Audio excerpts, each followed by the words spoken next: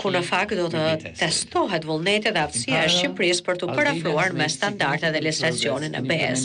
Paralelisht, Shqipëria ka bërë përparim të ndjeshëm në zbatimin e agjendës së reformave dhe të rritjes në kuadër të planit të rritjes së BE-s për Ballkanin Perëndimor, duke përmbushur 21 masa reformuese ndërmjet dhjetorit 2024 dhe qershorit 2025, një rezultat i shkëlqyer që bëri që Komisioni Evropian të disbursojë 99.3 milion euro për Shqipërinë, një tregues i prekshëm i angazhimit të BE-s për të stimuluar edhe më tej ritmin e reformave të shpejta në Shqipëri, sepse siç konfirmoi edhe presidentja von der Leyen gjatë vizitës së saj të fundit në Tiranë, kjo është edhe arsyeja sepse ne jemi këtu. Komisioni Evropian është gati të mbështesë Shqipërinë në çdo hap të rrugës së saj drejt realizimit të synimit ambicioz për mbylljen e negociatave të antarësimit deri në fund të vitit 2027. Për të përmbushur këtë objektiv ambicioz, ama Shqipëria duhet jo vetëm të ruaj, por edhe të përshpejtojë ritmin e reformave. Prioriteti menjëhershëm për të arritur përparim të mëtejshëm për negociata është përmbushja e atyre që quhen piketat e ndërmjetme, që janë hapa konkret që shtetet anëtare i kanë përcaktuar si kërkesa themelore që çdo vend aspirant duhet të plotësojë. Këto piketa konsiderohen aq të rëndësishme sa pa përmbushjen e tyre nuk mund të mbyllet as provizorisht në një kapitull tjetër. Pra, raporti i vitit 2025 për Shqipërinë i publikuar është faktik dhe gjithë përfshirës.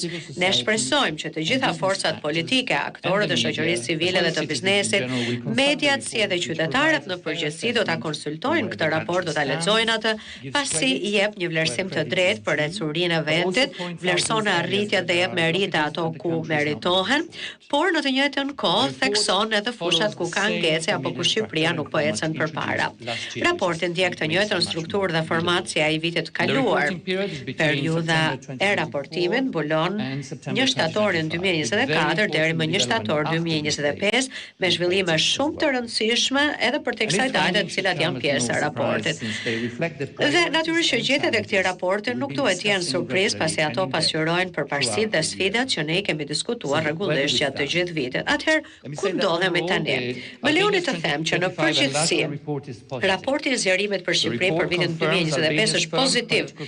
Raporti konfirmon angazhimin e fortë politik të Shqipërisë ndaj synimit strategjik të integrimit në BE si përparësia apo prioriteti kombëtar. Raporti vlerëson dhe nivelin e lartë të dëshirës dhe ambicjes për të ecur përpara negociata që vazhdon të jetë ruetur në një nivel të njëjtë, por gjithashtu kujton se dinamika aktuale duhet të përkthehet në reforma më të shpejta në përputhje me standardet e BE-s. Raporti vëren gjithashtu faktin se Shqipëria ka vazhduar të jetë në përputhje të plotë me politikën e përbashkët të jashtme dhe të sigurisë së BE-s, një sinjal i fortë për rolin strategjik të Shqipërisë si partnere e besueshme në një kontekst gjeopolitik sfidues. Në lidhje me kriteret politike, raporti vlerëson që funksionimi i institucioneve demokratike është sfiduar pjesërisht kryesisht për shkak të dinamikave si polarizimi i thellë politik, nevojës për reformë gjithëpërfshirëse zgjedhore, mosbatimit të disa vendimeve të gjykatës kushtetuese nga parlamenti, mbikëqyrje së kufizuar parlamentare ndaj ekzekutivit dhe mungesës së konsultimeve domethënëse publike. Sa u përket zgjedhjeve, raporti citon zgjedhjet e misionit vëzhgues të SBE-Odirit, duke theksuar se zgjedhjet ishin konkurruese dhe të administruara në mënyrë profesionale, po u shënjuan nga mangësitë të konsiderueshme përfshirë abuzimin me burimet publike që çojnë në mungesën e barazisë në garë. Por, më lejoni të them gjithashtu që në këtë aspekt dëshiroj të përshëndes krijimin së fundmi të Komisionit të Përbashkët Parlamentar për Reformën Zgjedhore. Ne besojmë se puna e këtij komisioni do të jetë gjithëpërfshirëse, transparente dhe efektive në arritjen e një reforme të plotë zgjedhore. Raporti thekson gjithashtu se në lidhje me funksionimin e gjyqësorit, Shqipëria gjendet ndërmjet një niveli të moderuar dhe të mirë përgatitje dhe ka bërë disa përparime në këtë fushë. Rezultate pozitive janë arritur në zbatimin në vimësi të reformës në drejtësi dhe përfundimin e procesit gjithëpërfshirës të rivlerësimit të gjyqtarëve dhe prokurorëve të shkallës parë, që ka forcuar pavarësinë dhe llogaritën.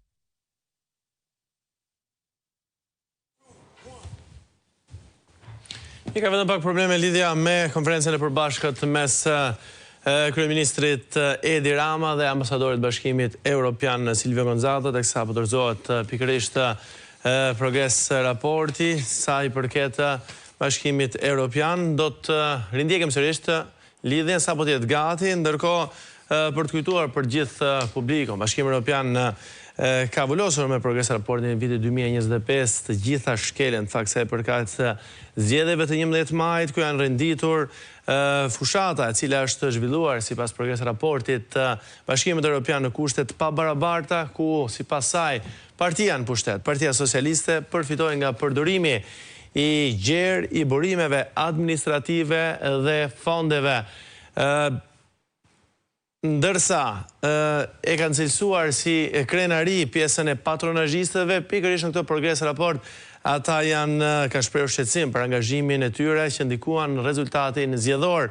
Ndër të tjera ngrihet shqetësimi mbi mungesën e kontrollit të parlamentit, po ashtu situata politike aty është quajtur shtypse.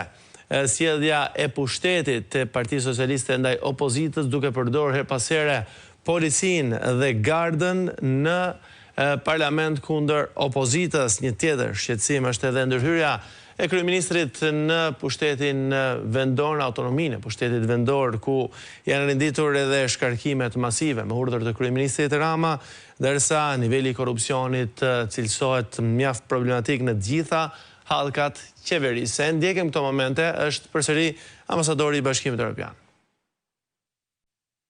Se Shqipëria është përgatitur në formë të moderuar dhe se janë arritur përparime të mira falëritjes së kapaciteteve dhe efikasitetit të SPAK-ut për të goditur grupet e krimit të organizuar, duke përmirësuar hetimet financiare dhe duke sekuestruar pasuritë e lidhura me krimin. Shqipëria gjithashtu ka fuqizuar luftën kundër pastrimit të parave. Është krijuar tashmë një zyrë për rekuperimin e pasurive në policinë e shtetit, por do të donim të shihnim arritje dhe rezultate konkrete të kësaj zyre. Tani sa u përket të drejtave dhe lirimeve themelore, raporti evidenton përparime në disa fusha, përfshirë miratimin e ligjit të ri për mbrojtjen e të dhënave personale, i cili është plotësisht në përputhje me legjislacionin e BE-s dhe me rregulloren e përgjithshme të saj për mbrojtjen e të dhënave personale, si edhe miratimin e 7 prej 10 akteve nënligjore. Miraktimi e akteve nënligjore për të drejtat e pakicave, sidomos për vetë identifikimin dhe përdorimin e gjuhëve të pakicave, është gjithashtu një arritje shumë e rëndësishme. Megjithatë, përpjekjet për parafrimin dhe zbatimin e legjislacionit BE-s duhen intensifikuar për parazinë dhe mosdiskriminimin, duke mbuluar kështu dhe gjitha fortat e diskriminimit. Në këtë kontekst, raporti thekson nevojën që ligji i ardhshëm për parazinë gjinore të ruajë nivel të lartë ambicie në përputhje me standardet e BE-s. Duhet gjithashtu që të vijojnë përpjekjet për luftën kundër dhunës me bazë gjinore dhe për deinstitucionalizimin e fëmijëve në nevojë.